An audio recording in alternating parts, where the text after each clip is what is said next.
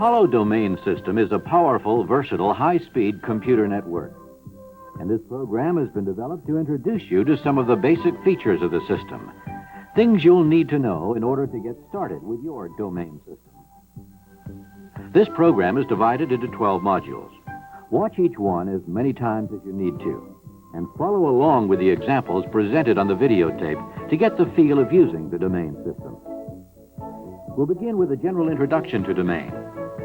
Then we'll explain how to log in and out of the system. We'll introduce the display manager and the shell commands. Module 5 explains how to use some of the special features of the keyboard. Module 6 demonstrates how to grow and move windows on the screen.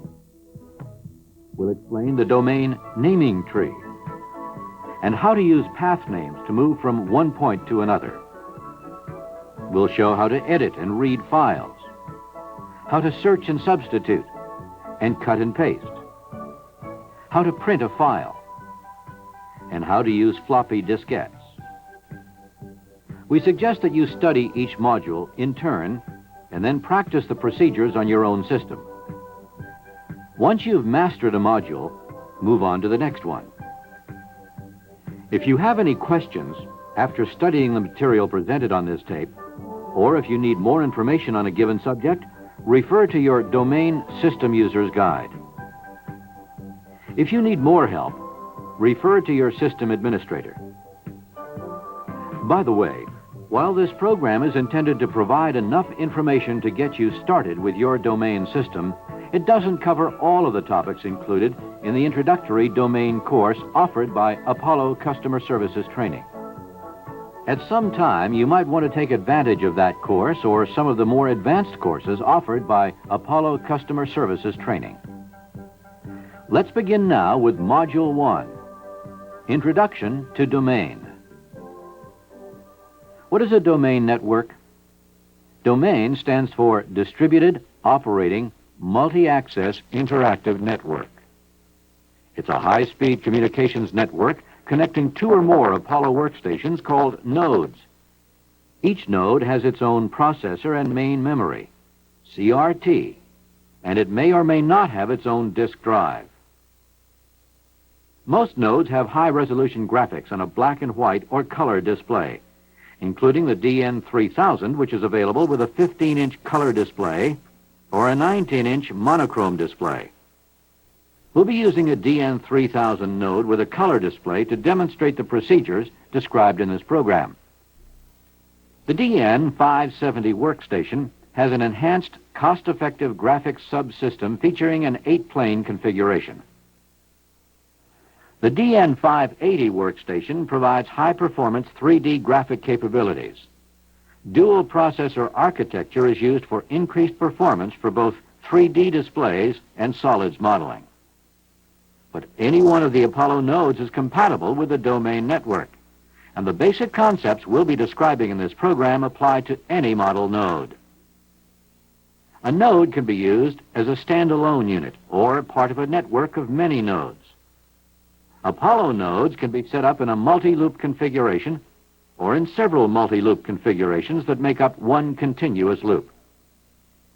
Each node is capable of running multiple processes at the same time. A process is a computing environment for running programs. Foreground processes may run in windows, like a terminal on a time-sharing system. Input and output program information appears in these windows. Other processes, called background processes, run without windows. Various nodes may be configured with up to 16 megabytes of internal random access memory. Apollo utilizes a network-wide demand-paged virtual memory operating system. Virtual memory allows a computer to run programs larger than the physical memory of the machine. Demand paging permits the system to load only the parts of a program that are needed at any given moment. Adding to the node's flexibility is their ability to access the files on other disks in a network. Programs can be developed in high-level languages like Fortran, C, Pascal, and Lisp. A strong feature of the nodes is their graphics capabilities. Graphics applications can be developed using SIGGRAPH Core, Apollo graphics primitives, and the Apollo 2D and 3D graphics metafile resource packages. Other software packages available from Apollo make the node even more useful. There's D3M, the Domain Distributed Database Management Package. Domain IX, a Unix operating system that runs on an Apollo computer. Dialog, which allows the creation of custom interfaces. DSEE, the Domain Software Engineering Environment. Domain Open System Toolkit. And there are over 500 other software packages available from third-party vendors. The domain system also provides for advanced off-network communications capabilities for most popular communications protocols. Domain uses a powerful operating system whose features include network-wide virtual memory, a network-distributed file system, access control lists, concurrent window environments, online help, graphics support, programming language support, and application software support. Some of these features will be discussed more thoroughly later in the program. This completes the first module of this program. In this module, you'll learn what domain stands for. You discovered how workstations called nodes can be used individually or in networks.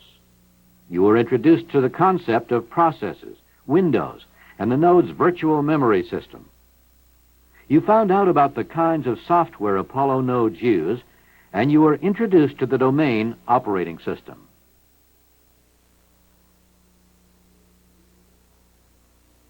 Now that you've been introduced to some of the basic concepts of the Apollo domain system, it's time to begin learning how to use a node. As you approach your node, you'll probably be able to hear a fan, and if you're using a DN3000, you'll see the green Power On lamp and the yellow Heartbeat lamp. These are all signs that the node is powered on and ready to use. If the node is on but the screen is totally blank, simply press any key to activate the screen. There's an internal timer that shuts down the screen if the node hasn't been used for 15 minutes or so. At the bottom left-hand corner of the screen, you'll see a prompt that says, "Please log in." Logging in is done by entering your username and password. Each authorized user of the system is assigned a username and a password in order to control who is able to use the system and access files within the system. Each username has three parts representing the person, the project being worked on, and the organization. For example, a username might be Bill, Script, Training. The three parts of the name are separated by periods. In your case, your username is user.none.none. That's the name we selected for you to use while studying this videotape. Your system administrator will assign your regular username, password, and home directory. So at the login prompt, simply enter user.none.none and press return. By the way, if you make a mistake, you can press backspace to delete characters to the left of the cursor, or press character delete to delete the character at the cursor. Or you can press line delete to erase the whole line. Now the prompt asks for your password. In this case, the password is a blank, so just press return. If your password was incorrect, a message will appear over the lower right. Just try again to enter your username and password. Once the system accepts your username and password, a shell process window will appear on the screen. There are actually 5 windows on the screen right now. The bottom line contains 3 windows, all of which are related to the Display Manager functions. We'll talk more about the Display Manager later. For now, we'll just explain that the left-hand window, which contains the prompt command, is where Display Manager commands are entered. The small middle window is where an alarm signal will appear to alert you that something is happening in a window you can't see at the moment. The right-hand window displays messages from the Display Manager. Right now, the window on your screen will display your username and the date and time at which you logged in. Or it might contain an error message like this. This happens to be a message that can be ignored. Above the Display Manager windows are the shell process windows. The small bottom window, the process input window, contains the shell prompt, a $sign. The larger upper window, the process output window, is where your shell commands are recorded and the program's responses are displayed. Before we go any further, you should know how to log off the system so someone else can use the node. To log off, press the Command key. This will move the cursor to the Display Manager input window. Now, enter LO and press Return. The system is now ready for the next user. Sometimes your system might be set up so you can log in with just your username. In this case, user. Try entering user, return, return. If that doesn't work, you'll have to use user.none.none. During this module, you'll learn how to log in and out of the system, and you learned about the 5 windows that appear on the screen after logging in. The 3 Display Manager windows and the 2 shell process windows.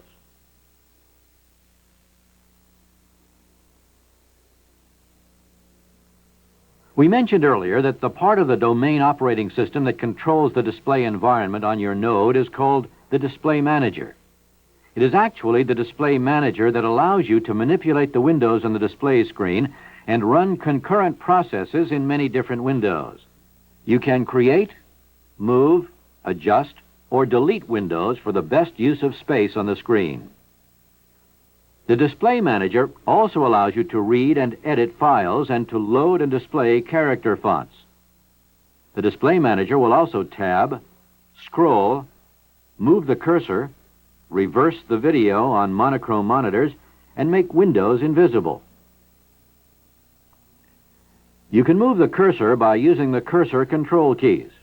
There are up, down, left, and right arrow keys, as well as the beginning and end of line keys.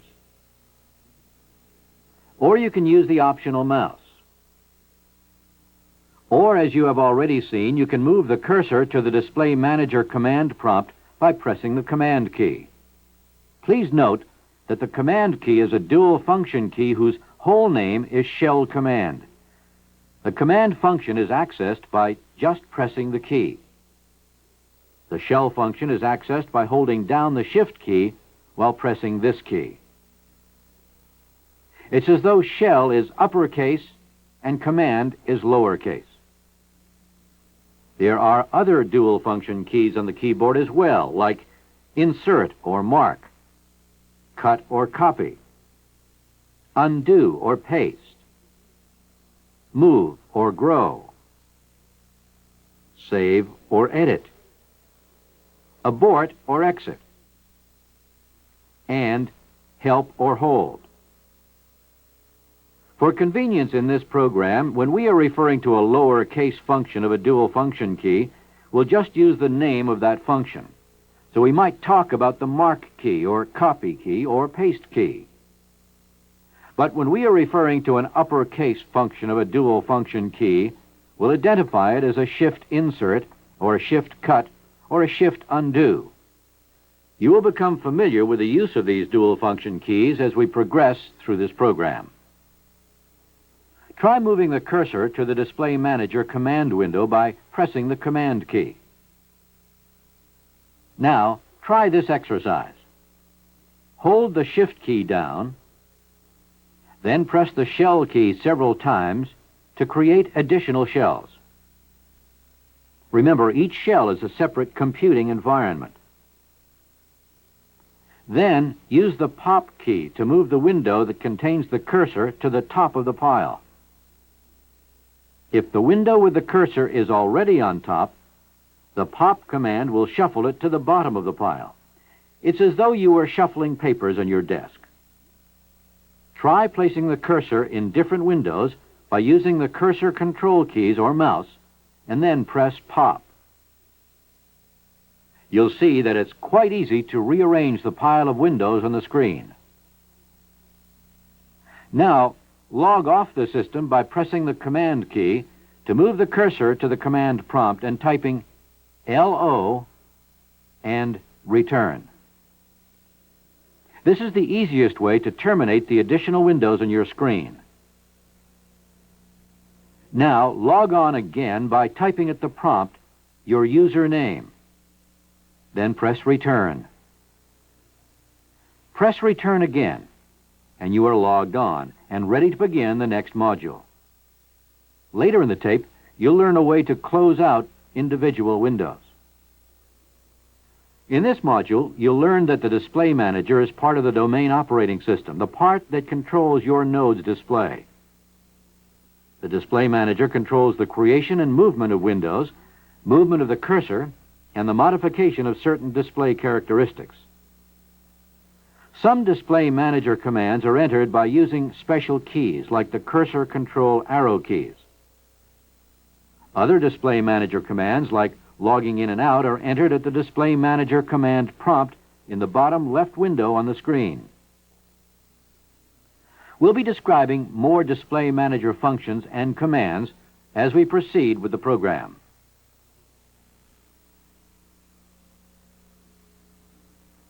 The operating system also contains a number of programs that will perform frequently used system functions. These are accessed by shell commands. Shell commands are used to run system programs, create and list directories, move from one directory to another, and to copy or delete files. To execute a shell command, the command is typed at the $ prompt in the shell input window. Shell command names are usually abbreviations for longer descriptive names. For example, the shell command CRD is short for create directory. One shell command, help, gives you access to the node's built-in help system. There are actually two ways of accessing the help system. One is by typing in the shell command help. The other is by using the predefined help key found on the keyboard. In this example, we will be typing in the help shell command. Let's access the help index. You should try this as we talk about it. To access the help system's table of contents, type at the shell prompt help space index and then press return. The help library structure will be displayed. We'll show you how to scroll through this file later on. Now, use the cursor control keys shown here to move the cursor up into the help index window, if it isn't already there. To take this help window off the screen, press and hold the shift key while pressing the abort key. That's how you delete one window at a time. Place the cursor in that window and press shift abort.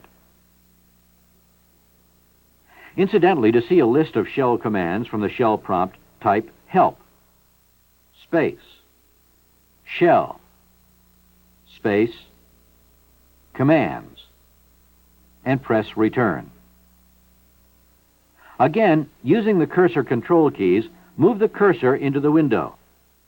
Then press shift abort to eliminate this window.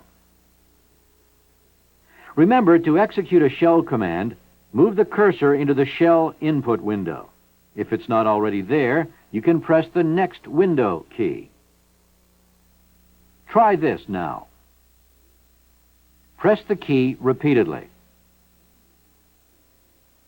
When the cursor goes to the top of the window, press the next window key again to move the cursor to the shell input window. Here's another example of how to use shell commands. You could use a shell command to find out what the date is. Type at the shell prompt, date, and then press return, and see the date and time displayed. In this module, you learned where to execute shell commands and how to use them. You discovered how to access the help index by typing help, space, index at the shell prompt and pressing return. You also found how to see a list of shell commands by entering help, space, shell, space, commands, and pressing return.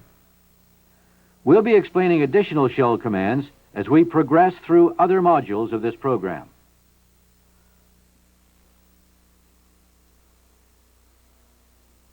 In the first few modules, you've been learning how to execute basic display manager and shell commands on your node. Now we'll explore some of the other commands that can be accessed by special keys on the keyboard.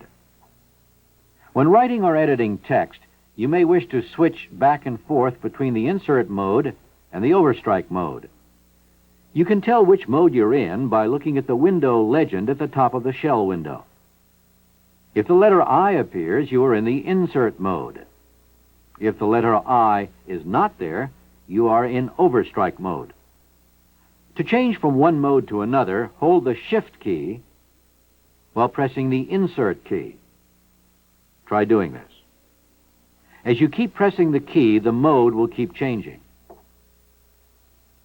When you're in the Insert mode, any characters you enter will be inserted wherever the cursor is located.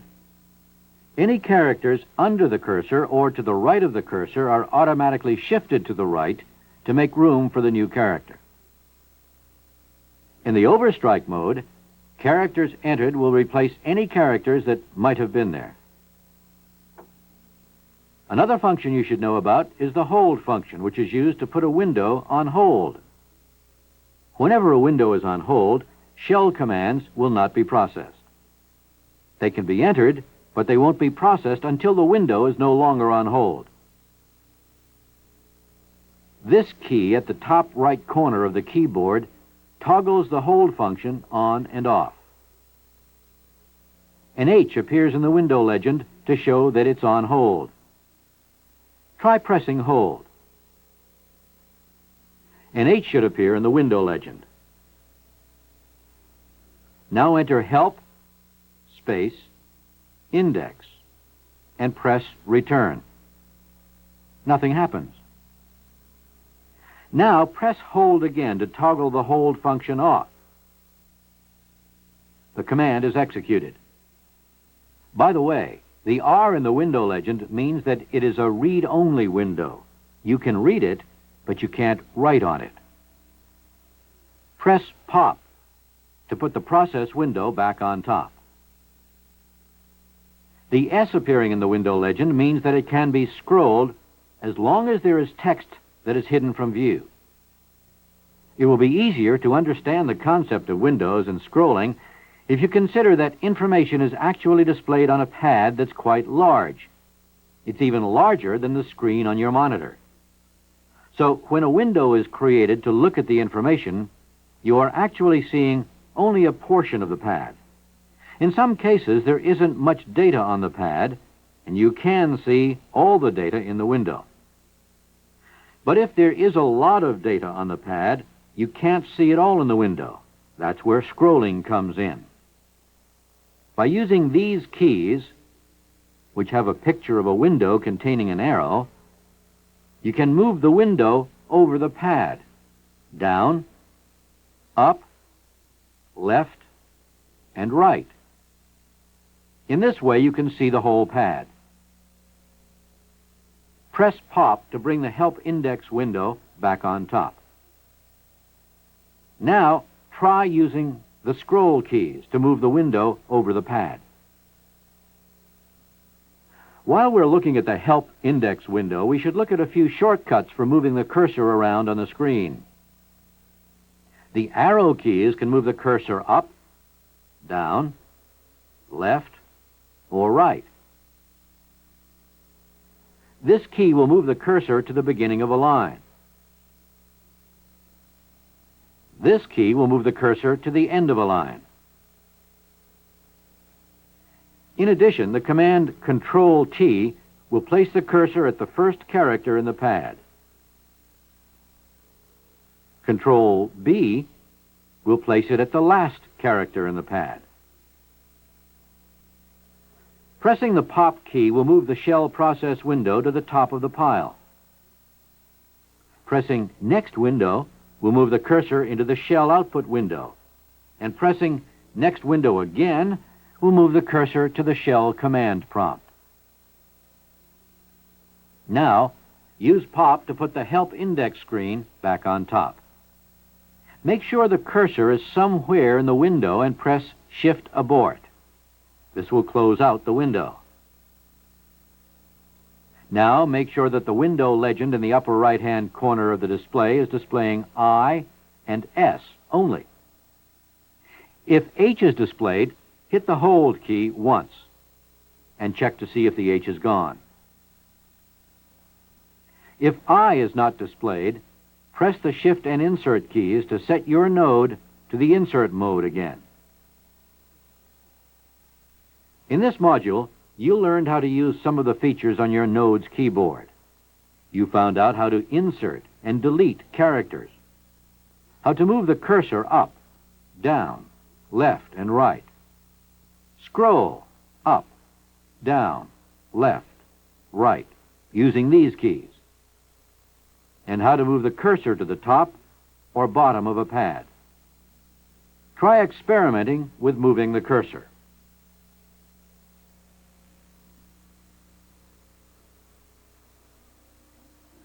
Display Manager function keys can also be used for other tasks.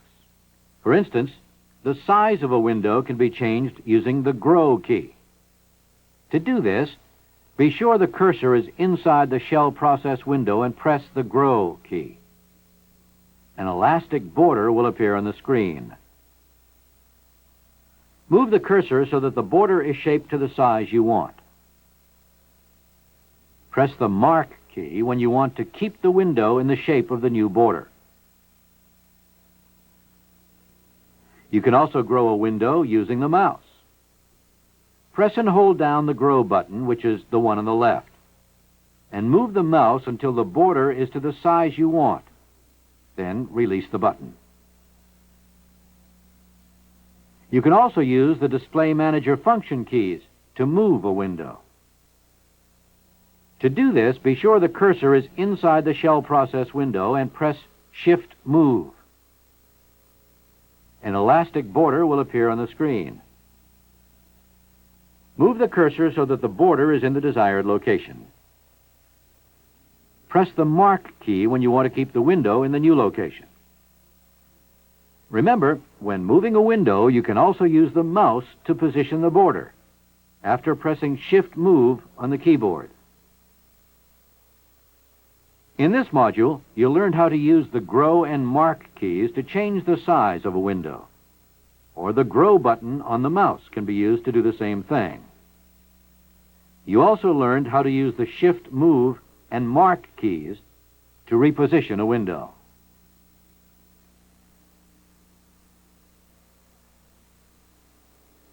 Earlier, you learned that nodes can be used as standalone computers or as part of a network. You also learned that your node has the ability to access files on other nodes in the network. This means that there may be thousands of files available for your use. That's a lot of information to keep track of. But Domain has made it relatively easy by creating a system of organizing information. To begin with, let's assume that all of the information on the network is organized into files. This is simply the same concept as keeping your paperwork organized into file folders. Your file cabinet might include folders for budget items like salaries, advertising, electricity, heat, rent, and so forth. And folders for personnel like vacation schedules, pay schedules, and individuals. And perhaps folders for special projects you're working on. The more files you have, the more difficult it becomes to find a specific file. So you're likely to arrange the files in some kind of meaningful groups, and you might assign a name to each group. This is essentially the same scheme used by domain to organize information in the network. The name assigned to each group of files is called a directory. Here, the directory budget lists those files related to budget, and the directory personnel lists those files related to personnel. But other departments might have a similar set of files organized in much the same way. So in order to keep all of this information organized, there might be a directory for each department. So you would look for a particular file by identifying the department, then the general topic, then the specific topic. This is the same way in which information is organized by domain. Groups of related files are listed in directories, and there are higher-level directories that list related directories. For convenience, the system allows higher-level directories to list files as well as lower-level directories. So, our Department A directory might also include the manager file in addition to the directory. To simplify terminology, anything listed in a directory is called an object, whether it's a file or a directory or a link. We'll define links later. This scheme of organizing information looks a bit like an upside-down tree, and it's called the domain naming tree. Let's say that all of these files and directories are stored on your node. This highest level directory is called your node entry directory. Every node in the network has a node entry directory, which is the highest level directory of information at that node. All of these node entry directories are listed in what is called the network root directory, the highest level in the naming tree.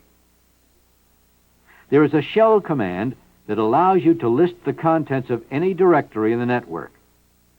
The command is list directory, which is entered as LD at the shell prompt. Let's look at a couple of directories. The network root directory is identified by // So to look at your network root directory, enter LD space // and press return. What you see is a list of all the node entry directories in the network. Your node entry directory is identified by /. So to look at your node entry directory, enter LD space / and press return. What you see is a list of the objects in the node entry directory. If you want to see if an object is a file or a directory or a link, use an option of the LD command. Enter LD space / space -A. This will list all of the objects in your node entry directory and identify the type of object. Most are directories. This one is a link. And this one is a file. Other information is provided as well, but we're not going to discuss it as part of this course. In this module, you learned about the organization of information into files and directories, a scheme called the domain naming tree. Each directory contains a list of objects, which might be files, directories, or links. The highest level directory of information in your node is the node entry directory, identified as /. The highest level directory of information in the network is the network root directory, identified as //. You also learned to list the objects in a directory by using the shell command LD. And you learned to use the A option to list the attributes of the objects.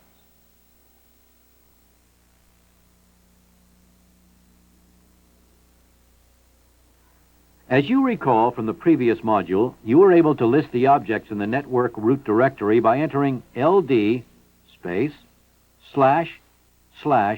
return. And you could list the objects in the node entry directory by entering LD / return. But how do you list the objects in a directory that is many layers down in the naming tree?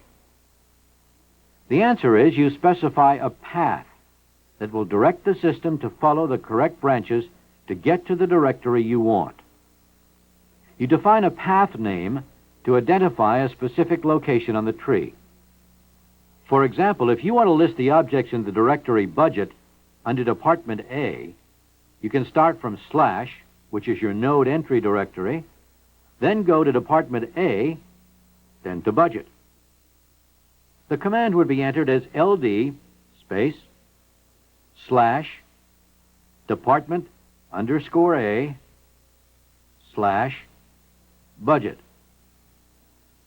Please note that you can't use a space as part of a path name.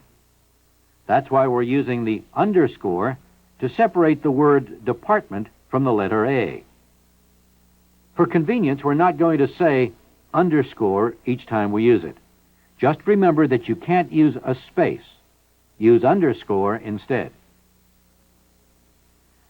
As you might imagine, some path names can get rather long.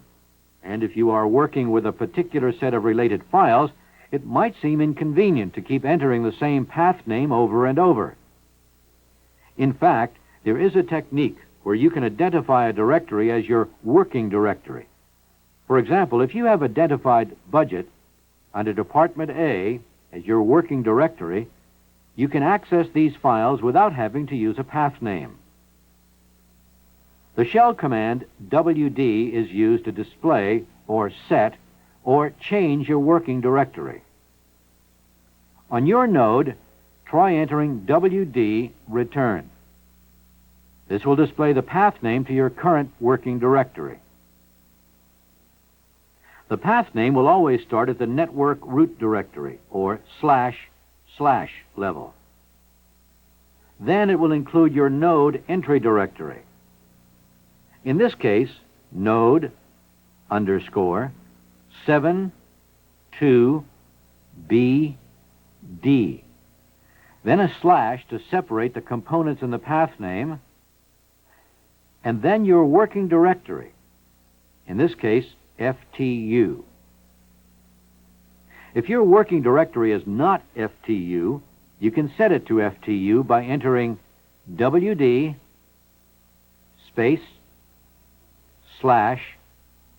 /FTU.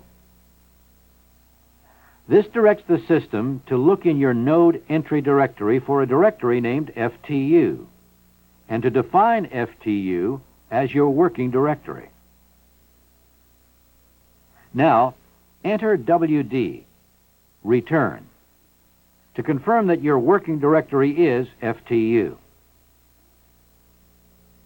You could now access any objects in the FTU directory without having to use a path name. So the concept of setting a working directory is to provide easier access to objects without using path names. You can even set your working directory to a directory on another node in the network. In that case, the path names used in the WD command would start with //, which is the network root directory, followed by that node's entry directory, and then whatever path leads to your desired directory. There is another shortcut that is sometimes useful when dealing with path names. If there is a particular path name that you use often, you can assign it to the symbol tilde. This becomes what is called a naming directory. For instance, if you often use the path name /Department A /budget, you can enter ND /Department A /budget. Now, anytime you want to set your working directory to Department A, Budget, you could just enter WD, space, tilde, and return. The system would know that the tilde means slash Department A slash budget. By the way, you can actually have one naming directory assigned in each process. One other thing we should mention is that in many cases, the path name you specify doesn't have to start at the slash or node entry directory. It can start from your current working directory. In fact, whenever you don't start a path name with a slash, double slash, or a tilde, the system will always start at your current working directory. For example, if your working directory is Department A and you want to set it to Budget, all you have to enter is WD, space, Budget. The system knows that it should start with your current working directory. There's even an easy way to move backwards up the tree. The symbol \, represents the directory one level higher than where you are now. This is called the parent directory. Multiple backslashes move you up the tree multiple levels. One final topic that has to do with path names is the concept of links. Links are another shortcut to entering long path names. A link is similar to the naming directory except that each link is identified by a name, and you can have many, many links. There are several shell commands used in relation to links. For example, CRL is used to create a link. You could enter CRL space slash budget A space slash Department A slash budget. This establishes a link named Budget A that equals the path name slash Department A slash budget. In this case, the link named Budget A will be listed in the node entry directory since its name was preceded by a slash. In this module, you have learned about path names and how they are used to specify locations in the naming tree. You also learned about working directories and how to use the shell command WD to display, set, or change a working directory. Then you learned about naming directories, where the symbol tilde represents a specific path name. And you learned that a parent directory is one level higher in the naming tree than your present location, and the \ symbol is used to represent the parent directory. In summary, path names can start with // to represent the network root directory, / to represent the node entry directory, tilde to represent the naming directory, \ to represent the parent directory, or no symbol to represent your current working directory.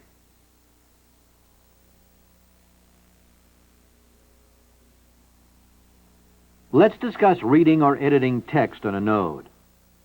The read or edit keys on the right side of the keyboard are used to tell the display manager to open a window to an ASCII file.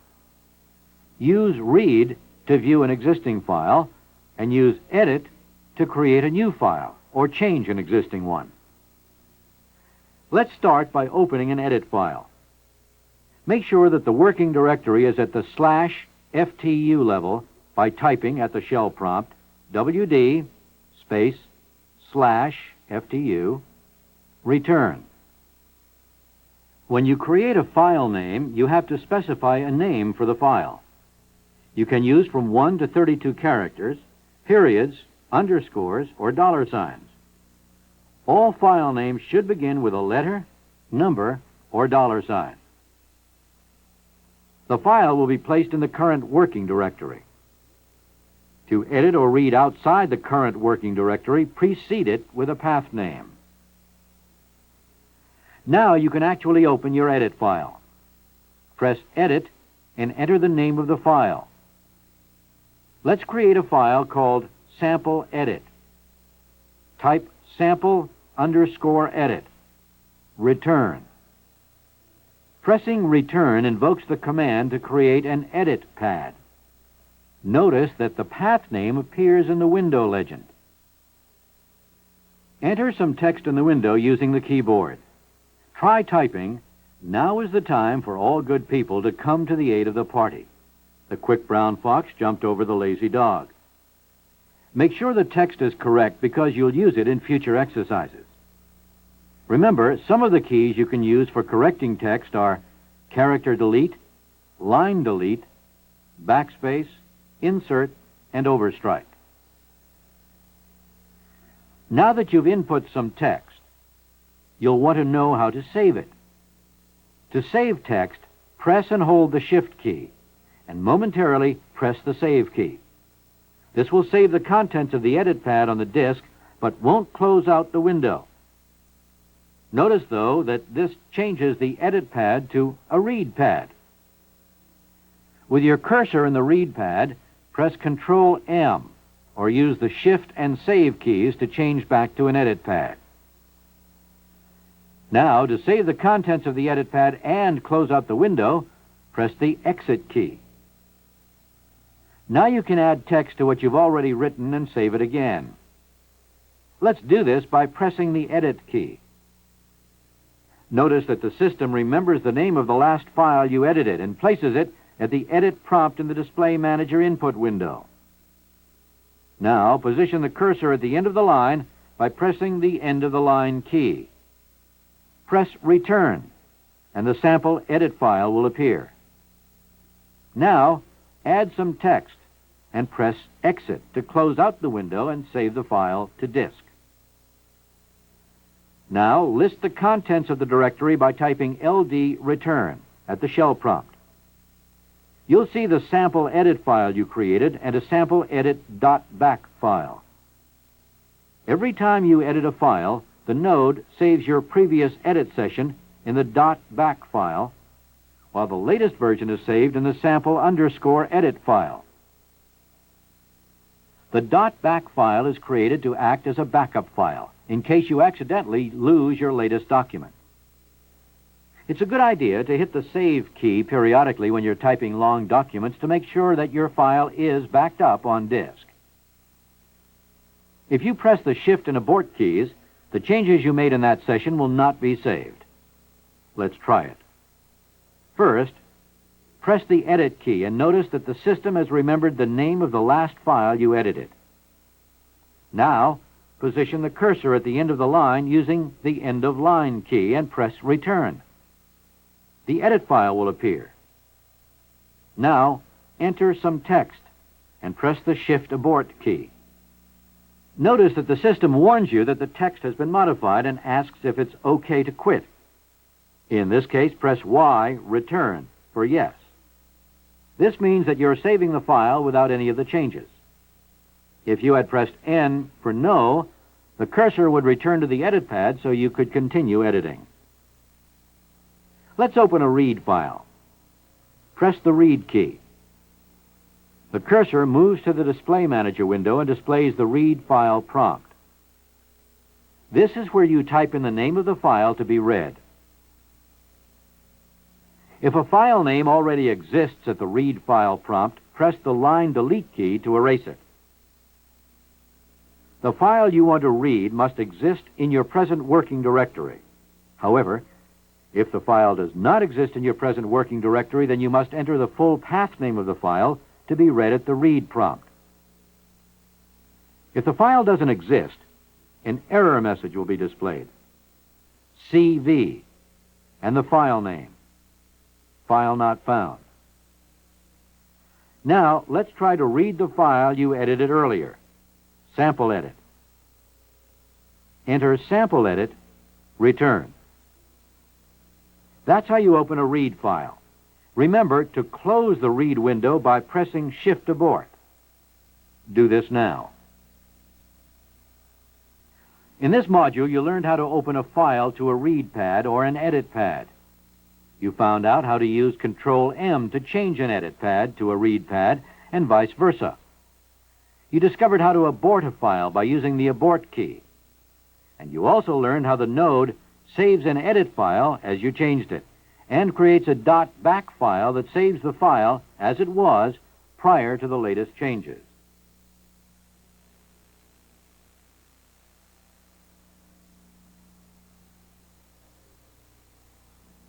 To prepare for this module, type WD return at the shell prompt to verify that your working directory is set to /FTU.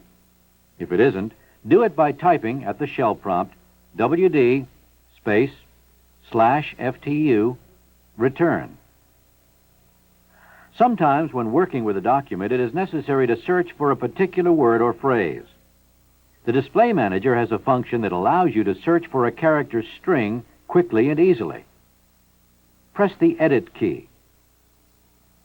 If Sample Edit appears in the Edit Input window, move the cursor to the end of the line with the end of the line key and press Return. If it doesn't, enter the file name, Sample Edit, Return. Now, try searching through the text for the word fox. Place the cursor at the top of the text to be searched by using Control-T. Then press the Command key, followed by /fox /return. When fox is found, the cursor will stop and flash. To repeat a forward search, press Command and type /return, or press Control-R. When it doesn't find any more occurrences of the word fox, the Display Manager output window displays no match. Now, move the cursor into the Sample Edit window. To run a search from the bottom of the pad, position the cursor at the bottom of the text by pressing Control-B. Now press Command.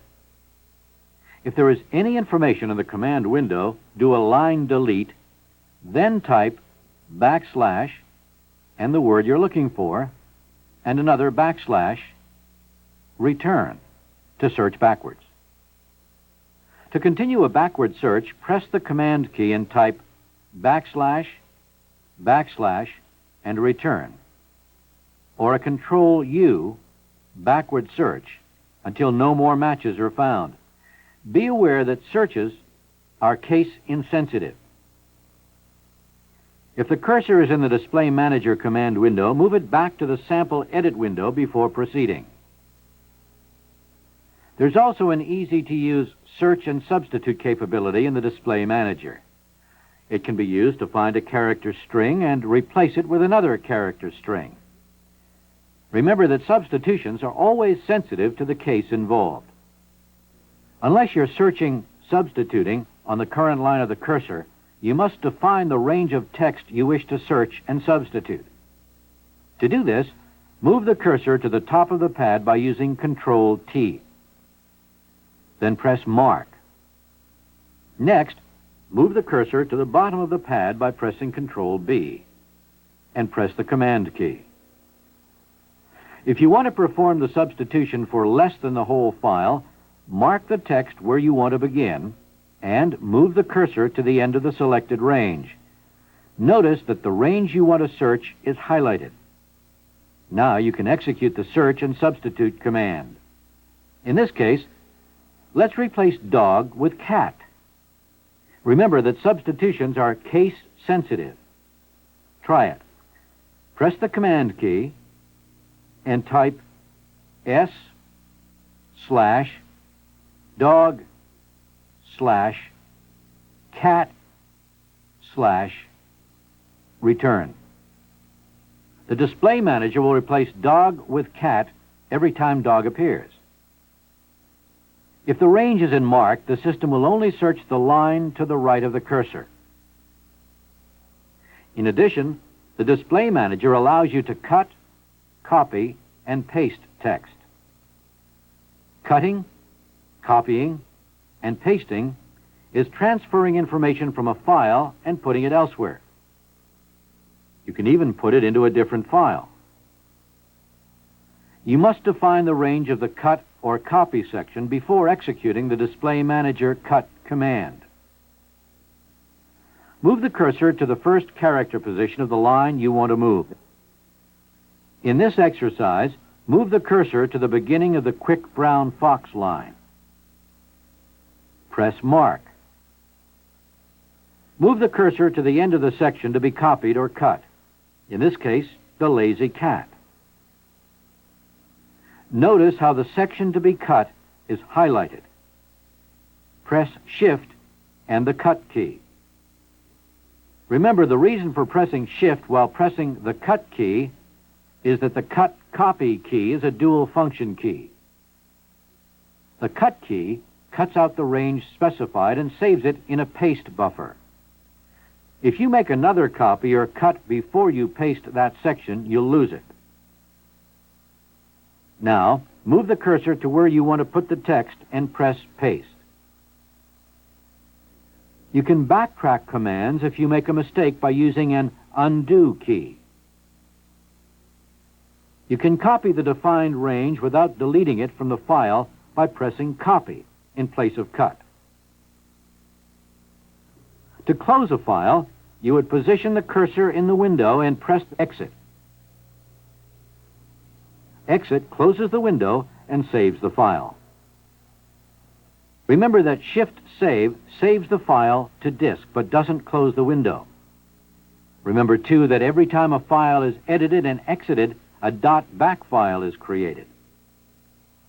Further uses of save rewrites the new file and updates the .back file one revision back.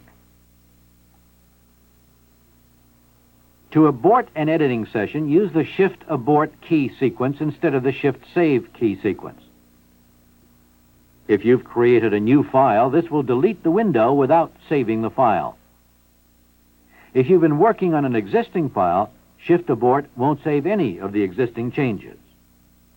The Display Manager output window will display the message, File Modified, OK to quit? Remember, if you enter Y return for yes, you will abort. But N return for no would allow you to continue within the edit pad. Press Y return to abort. In this module, you'll learn how to do a forward search for a character string and repeat a forward search using the Command key or a Control-R. You also learned how to do a backward search and repeat a backward search using the Command key or a Control-U. And you discovered how to search and substitute one character string with another. You've also learned how to cut, copy, and paste text from one part of a file to another using the Mark, Cut, Copy, and Paste keys.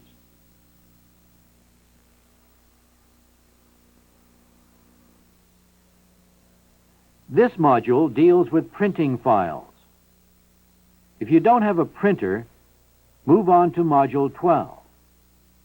If you have a printer but don't know where it's located or how it's configured for your node, contact your system administrator. Let's start by making sure you're in the /FTU directory by typing WD return. If you aren't in the /FTU directory, type at the shell prompt WD space /FTU return. To print a file, the network must have a printer configured into it, and a node must be running the print server process. Use the shell command PRF, which stands for print file. Try printing your sample edit file by typing PRF space sample underscore edit return. That's all there is to it. The sample edit file will be printed. In this module, you learned to use the shell command PRF to print a file.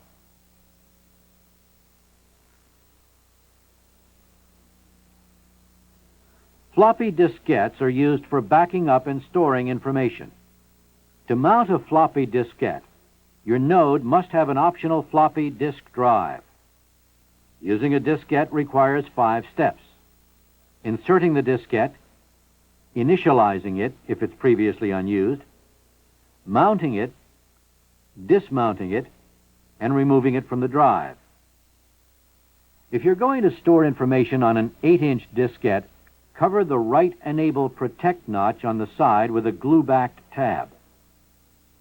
For a 5 1/4-inch diskette, the notch should be uncovered. The label should be face up or face to the left, depending on your equipment configuration. Insert the diskette into the drive until it clicks and close the bar. If you're going to store material on a new diskette, it has to be initialized. A diskette only has to be initialized once. In fact, if you initialize it after information's been stored on it, you'll lose the data. So, with a diskette that already has information written on it, all you have to do is mount the diskette and bypass the initialization steps. Remember that initializing a disk will erase any previously written data. Set WD to /FTU. Initialize the diskette by typing INVOL return at the shell prompt. This runs the shell program, initialize volume, and asks you to answer several questions. The screen may, at various times, show information you don't need. Don't worry, this is normal. First, you are prompted to specify an option. You'll want to enter a 1 and return, which will initialize a virgin physical volume. Then you'll be asked to specify what kind of disk you're using. Answer F for a double-sided, double-density floppy, and return. Next, the program will ask you for a verification option. Specify 3 and return. That tells the program to write and reread all the blocks on the volume. The program will now ask you to specify the expected average file size. Press return to use the default answer, 5 blocks. To enter the size of logical volume 1, enter 1231, which is the number of blocks available for a floppy, and return. Then the program asks you to enter bad spot information. Press return. Then the prompt asks you, is the bad spot information correct? Enter Y for yes, and press return. Now you'll be asked for the physical volume name. Your physical volume name is FTU. Type FTU return at the prompt. Now the disk will begin its initialization routine. This step will take a few minutes. After the disk has been formatted, written to, and has read all blocks, you will be prompted with, is there anything more to do? Type N for no, and press return. Now the disk has been initialized. To mount an initialized diskette, type MTVOL space F space floppy return. Incidentally, you can use any name instead of floppy that you want. If the diskette hasn't been initialized, the message unable to mount volume bad disk format will be displayed. If that happens, initialize the diskette and try again. If it still doesn't work, you might have a bad diskette. Try another one or see your system administrator. If the diskette is mounted, be sure that you don't open the floppy door before dismounting. If you accidentally open the floppy door, notify your system administrator. After you've mounted the floppy with the name you gave it, in this case, floppy, it becomes a directory like any other, allowing you to copy files and directories on it. If the floppy has just been initialized, it will contain a file name, sysboot, and a directory named sys. These are put here by the invol program. Set your working directory to floppy by typing at the shell prompt WD space floppy return. Then type at the shell prompt LD and return to verify that the sysboot file and sys directory are there. When you're done, dismount the floppy before you remove it from the drive. To do this, Set your working directory to the parent directory of floppy by typing at the shell prompt wd /return. Then type dmtvol f floppy and press return. Remove the floppy from the drive by opening the eject bar and pulling out the diskette. Be sure to put the diskette in the envelope. In this module, you'll learn how to initialize, mount, and dismount floppy diskettes on the disk drive.